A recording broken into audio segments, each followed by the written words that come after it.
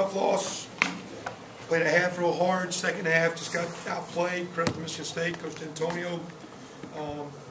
It really just credit their kids because there was no magic changes. I can't speak for them, but from watching it, they played their base defense and challenged the inside receivers a little bit more a couple times, but their base stuff. We got sacked with their lead blitz, which is what they do. Two guys from the boundary with the back in the corner. They got us on us last year 2 or 3 times, so we worked it ready.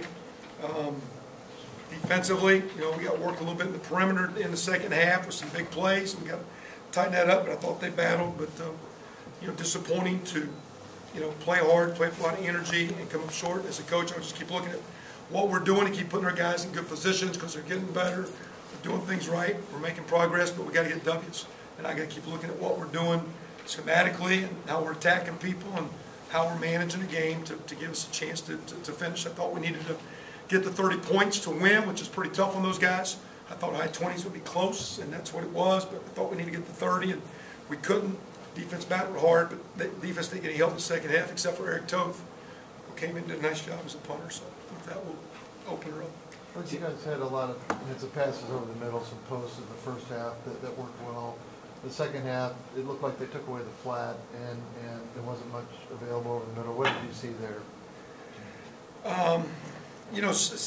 Sometimes maybe again their ability to take away the flat is if they're coming up hard on some of those perimeter plays, you bait that, you get over the top to keep them honest. We had a couple of those because we had that in the first half, and I don't know if we got that worked up in the second half.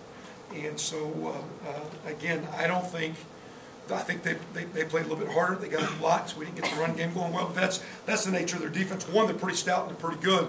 But two, they're just going to outnumber you and make you work the ball outside where the 12th defender is the sideline. So again, I was just disappointed in our rhythm, similar to Ball State, maybe similar to the first half last week. Our just ability to get the right calls or get the kids to execute the calls. If they're the right call and you don't execute it, it's not the right call. So it's just getting in sync, and we're just a little bit off. We can be third down real long and 3rd and 6, 8, and we come off the field. So again, just credit to their guys and their coaches. They got it done at halftime, played a good second half.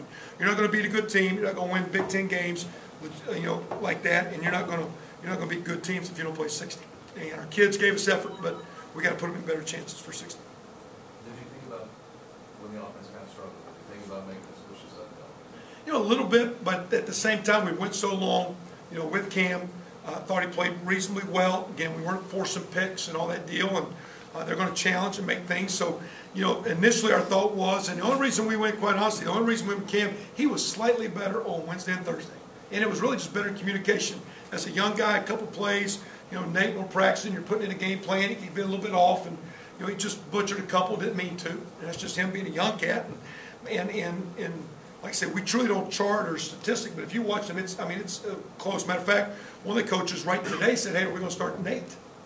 So that's kind of the way he practiced. We went with Cam, he got a hot hand, we rode it. And then second half, they did a nice job. Again, we didn't have the ball for 20-something minutes, so they did a good job of working us and staying on the field. And by then, to me, the game had gone away. We just kind of rode Nate. I would have told you before the game that probably wouldn't have happened. But the dynamics, the way it went, that was just the way we were saddled up and the way we rode the race out.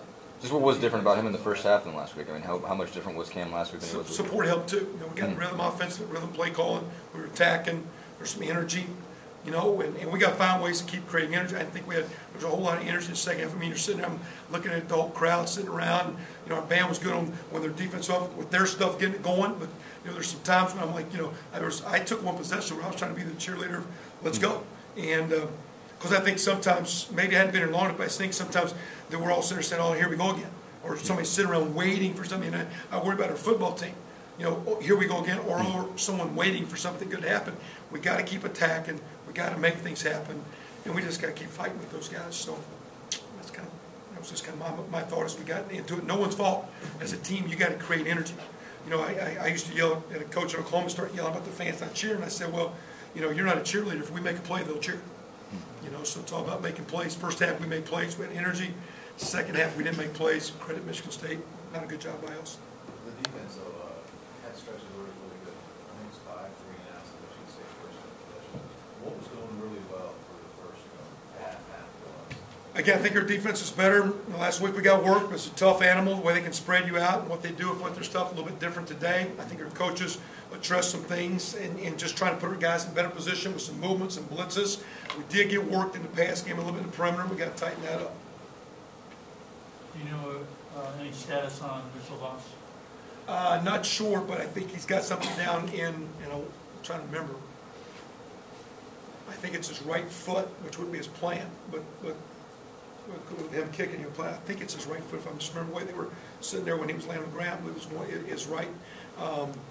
We'll see, but it's a good enough ankle sprain. If they x-ray it, maybe it's more. That might be a week or two, so we'll see. And the real deal I was more concerned about, because we've seen Eric, but we're actually been working, Cam and some other guys at Holder. But the kicker's like, hey, we work with Eric all the day, and I thought Eric really did a nice job not only punting, he did a nice job with a couple of placements. And all you got to do with that placement just be an inch off, and the guy doesn't hit it right, and you're yelling at the kicker when sometimes it's the hold guy. And so I thought he did a great job there. That was good to see. We needed that. We'll need that as we go. Again, we played a physical team. We're talking about injuries. I thought our kids attacked. I thought we got after those guys and hit them. And, I didn't see our guys tapping out. I didn't see our guys laying on the ground. We were trying to play physical, and the defense was coming. And so, again, the physicality and growing and playing hard was there. And that I like. I just got to figure out at halftime why first half last week where we as offense, this week's second half, defensively tightened up some coverages. Kicking game's been reasonable, as far as punt coverage, kickoff and whatnot. So we're gaining, but moral victories is not our deal. And you can say we're young. We're not young. These guys now play 14, 15, 16 games. And the only thing about being here longer, you might have time to get a little bit stronger. But as far as experience, we've got experienced players. We got quarterbacks now that know what they're doing. And we're kind of attacking. We don't have a limited playbook. So it's not about youth. It's not about moral victories. It's about getting W's. And we let one get away today that we'll remember a long time, because you get a chance to get that one, you got to get it. That was a spittoon. That's a trophy game. What picked up with, what did Kofi pick up? It looked like he grabbed something, an injury there in the second half and didn't come back. He got hit in the chest, so getting him checked out, see if he's got a rib deal. Just got bruised up pretty good in the sternum area there. You mentioned getting just worked a little bit on the perimeter. It seemed like just on a couple occasions it was just straight up one-on-one plays where you kind of had a corner there and the other guy made a play. Just what did you see there? I guess are you concerned about the way that some of you guys are just playing the ball out? Well, that's the rub, and that's what they're going to do. You guys, all week we talked about their big running back and how they're going to run it. Well, that being said, especially when you don't have the running threat at quarterback, you totally load up. But when you load up, you get guys one-on-one. And if you're a good football team, they work guys one-on-one. So they had a couple double moves, a couple go balls, post shots, and quarterback gave him a chance. It still starts a little bit with protection. And him getting a chance when we got after the quarterback and harassed him a little bit, it's a little bit better. So the ref said at the drop punt at the end that it said the guy must have been covered it up, and during the ensuing scrum, like the field judge observed the punt. Is that what he told you? Yeah, and with that, Bolger was ejected, and he'll be out next game. Can you talk about the decision in the first half to take the points with the field goal? It seemed like it played out exactly the opposite of the Ball State game, and it came back. Well, Ball State was pretty good. Now, Ball State was that no one caught, because you guys don't halfway watch the game. But if you remember, Ball State had 12 guys on the field, so the ball went to the 1.5 yard line, and then we ran a no play. And if they lined up poorly, we were going to run the ball, and we ran it and walked in. Well, this game we lined up not with big guys, and it wasn't a 2-point deal. It was a 7 or nothing. And we lined up, did a no play, thought they were good. We kind of took our chance. We got down there, and so it was similar but different. And with the momentum we had to get nothing there, what I thought would have been a big momentum for those guys. I mean, you can go back and look at it. I thought we needed 30, and we thought a little bit about it. I actually thought that run. We were going to run the ball on the third down because we thought they were going to blitz, and we thought we could bait them into not blitzing, and them knowing we're going, and we thought we could stick it in there. We got close, but we weren't strong enough and tough. And I thought Stephen made a heck of a run there. So, but it was a little different dynamic. Because all we're doing at Ball State that no one caught, because you guys missed the 12 guys on the field, is if we didn't like it, we're going to take a delay a game. We're going to kick an extra point from the 6.5. And our kicker's not great, but he can make that one. So to me, it was pretty simple logic. This one was, you're playing and you rolled the dice a couple times. Hey, you need to cash it in. We had done too good, had too much momentum, and it was 1.5 yards for all or nothing. And again, if we didn't, like say the previous one, it's a completely different dynamic because we were going to delay and go kick it. This one, we just, because the clock was running, we were letting, because we didn't like it, we were milking the clock down so they couldn't do anything. And it worked out pretty good. I was really concerned at the end when they punted us to the 10 that half, they had 3 timeouts with 20 seconds. I thought they were going to go timeout, make a snap, and come after the punt. And so I was really we were trying to manage that half to get out of it. So it's similar but different. And we keep trying to take gambles, but they're all reasonably calculated.